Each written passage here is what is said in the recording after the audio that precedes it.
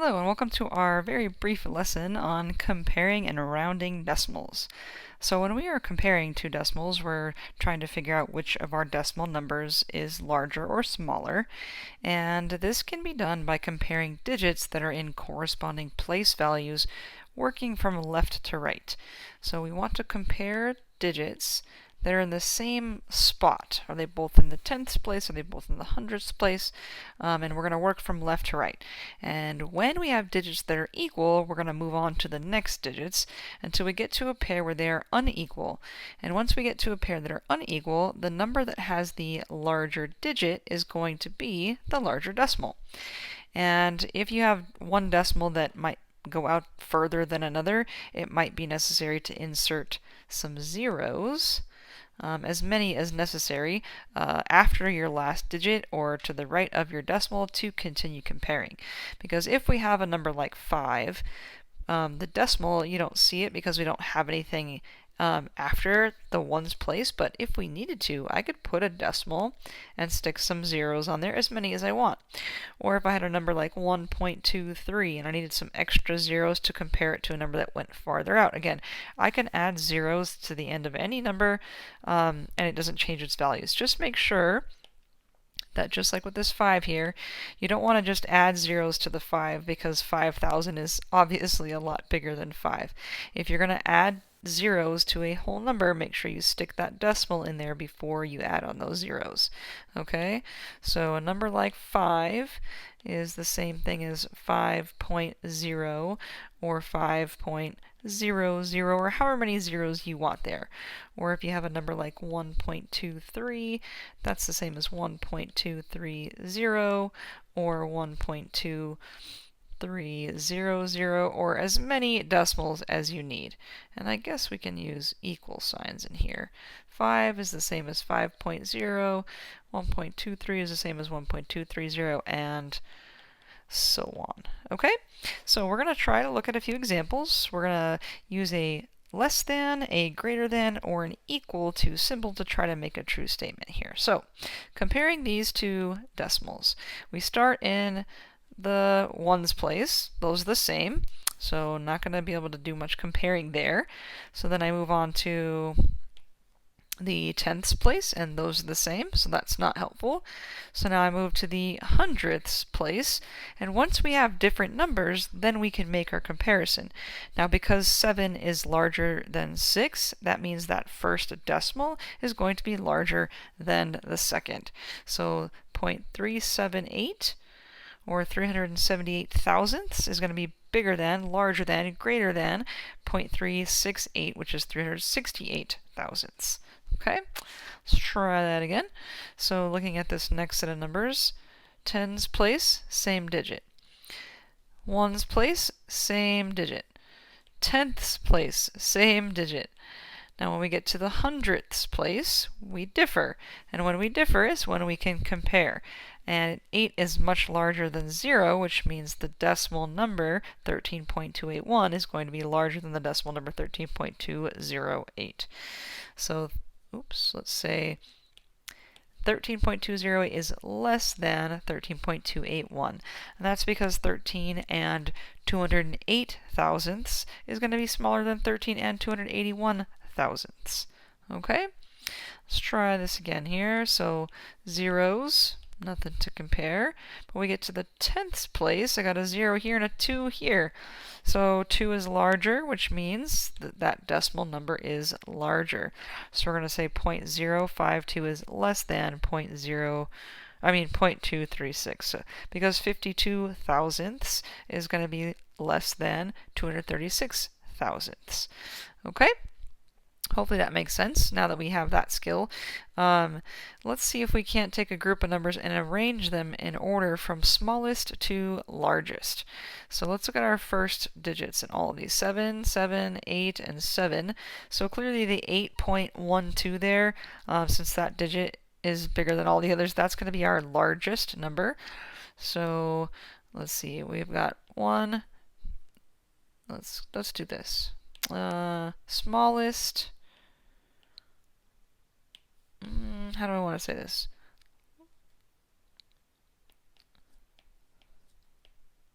smallest to largest, and let's just number them off. So the largest one is going to be 8.12. Let's put this over here. I know that's going to be the largest number, and see if I can't try to organize this nicely. Okay, so that's the largest. Now I'm going to kind of get rid of that one from my list. And now if I'm looking at the others, that first digit is the same, so I'm going to go to the next digit. So let me get rid of these. Okay, let me go to the tenths place. I got a 0 there, a 1 there, and a 0 there. And the 1 is going to be greater than those zeros, so my next largest number is going to be 7.1. So I'm going to get rid of this guy and go to my last two to compare. So in the next spot, I have a 3 and a 3, which makes those the same.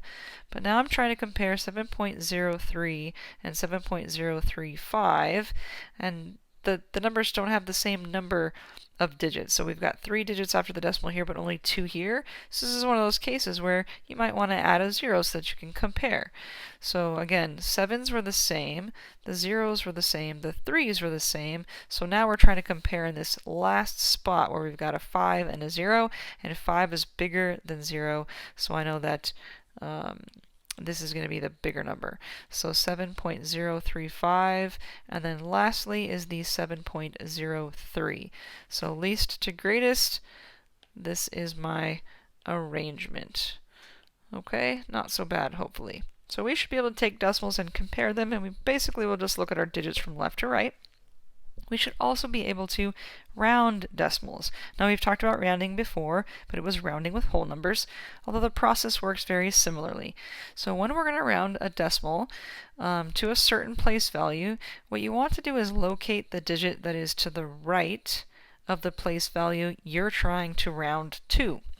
So, for instance, if you're trying to round to the tenths place, you will look at the digit that's in the hundredths place. Or if you're rounding to the hundredths place, look at the digit that's in the thousandths place. Okay, so you look at that digit that is to the right of the place value you're rounding to. If the digit that is right of the one you're rounding to, that digit you're looking at, if it's 5 or more, so 5, 6, 7, 8, or 9, then we say we round up. And the way we round up is by adding 1 to the place value you're rounding to, and then drop all the remaining digits. Okay, and I'm going to show you how that works in just a minute. Now, if the digit is less than 5, so if it's 5, 6, 7, 8, or 9, we're rounding up by adding a 1 and dropping the remaining digits. If it's less than 5, then we just drop the remaining digits. Okay, our rounding is just dropping those remaining digits. So, for instance, if we're trying to round 736.2359 to the nearest tenth, if we want to round to the nearest tenth, then we actually have to look at the hundredths place. So, nearest tenth means look at the hundredths. Okay, so if we're looking at the hundredths place, this is going to be a lot to write every time. So we're trying to round here, but we have to look here. So the tenths place, okay, is the 3, but I have to look to the right of that, so I'm looking at the 5. So if the digit that is to the right is 5 or more, which it is in this case, then we're going to round up by adding a 1 to the digit we're rounding to. So because after the 3 is a 5, then we're going to add 1 to this digit and then drop all the remaining digits. So we're going to end up with 736.24. So the 3 rounds up to a 4, while the number after it is 5 or more. Okay, so here, same number, but if this time we're going to round to the nearest hundredth, so the hundredth spot's right here, that means we have to look next to it, right here at the 5. Again, if our number is 5, did I just do that over here? Oh my gosh, guys, I sure did. I am so sorry.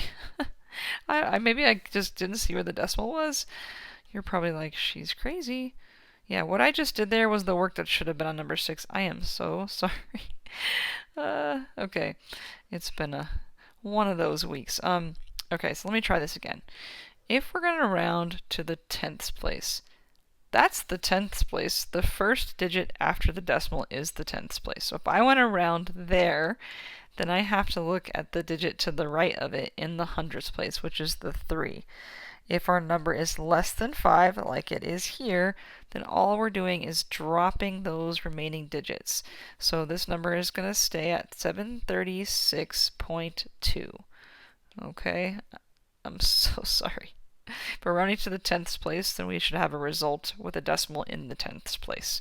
All right, now here is what I just showed you a second ago, but now you get to see it again. So if we are rounding to the hundredths place, oh my gosh, again, that's the second number after the decimal. And to round there, we want to look at the number that's to the right of it. So here, to the right of it is a 5. When we have a 5 or more, we're rounding up, and we do that by adding 1 to the number we're rounding to and dropping the remaining digits. So the 3 rounds up to a 4. So we end up with 736.24. And again, if we're rounding to the hundredths place, we should have an answer with decimals to the hundredths place. Okay, same number. This time we're going to round to the thousandths place. So tenths, hundredths, thousandths. Make sure I count this time. This is the number we want to round here. So when we want to round that number, we have to look right of it. So I'm going to look at the 9. So that's more than 5, which means, again, we're going to round up. We round up by adding 1 to our digit and getting rid of whatever follows. So we're looking at 736.236. Again, if we want to round to the thousandths place, we should have an answer with 3 numbers after the decimal. All right, new number this time. It says round to the nearest tenth. This is the tenths place, so I have to look to the right of that. And if our number is less than 5, as it is here, all we do is drop those extra digits. So we're going to stay at 15.4. And 1.09. Sometimes the rounding gets a little tricky, like in these next two examples we have to do, I call it double rounding. I don't think that's a technical term, but let's see what happens here. We're trying to round to the nearest hundredth, and that's the second number past the decimal here. So we want to look to the right of that, which is an 8. Now that's bigger than 5, which tells us to round up. But what happens when I add 1 to the 9 that I have in that spot? So if I add a 1 there, I end up with 10, and I can't put 2 digits in one place value. So if I have to add 1 to 9 to make it 10, then I'm going to have 0 here, and I'm going to carry the 1 over to the next place value. So we end up with 1.10. Okay, so the 9 and 1 becomes 10. We got the 0 there, and then we have to carry that 1 over because we can't put 2 digits in one place value. So 1.10 or just 1.1 would be acceptable. Okay, and that's going to happen, or something similar is going to happen here. So in this one, we want to round to the nearest tenth. That is the first number after the decimal. So we're going to look at the digit to the right of it, and again, that digit to the right of it is bigger than 5, so we're going to round up, which means I have to add a 1 here. Now that makes a 10, so I can't put 2 digits. I put my 0 here, and I carry my 1 here, and my decimal's not going to move, so I'm looking at 1.0, and this digit's just going to go away, so we're looking at 1.0. And think about that, right? If it was like 99 cents, right, and you were rounding 99 cents, that's pretty dang close to $1, which is basically the decimal that we have there. Okay, and I forgot to scribble this guy out because we used it, and there it is. All right, so rounding, hopefully something that you have some experience with, and you'll get a chance to practice some more in your Canvas assignment. And if you find yourself needing some extra help, then just reach out. All right, guys, take care.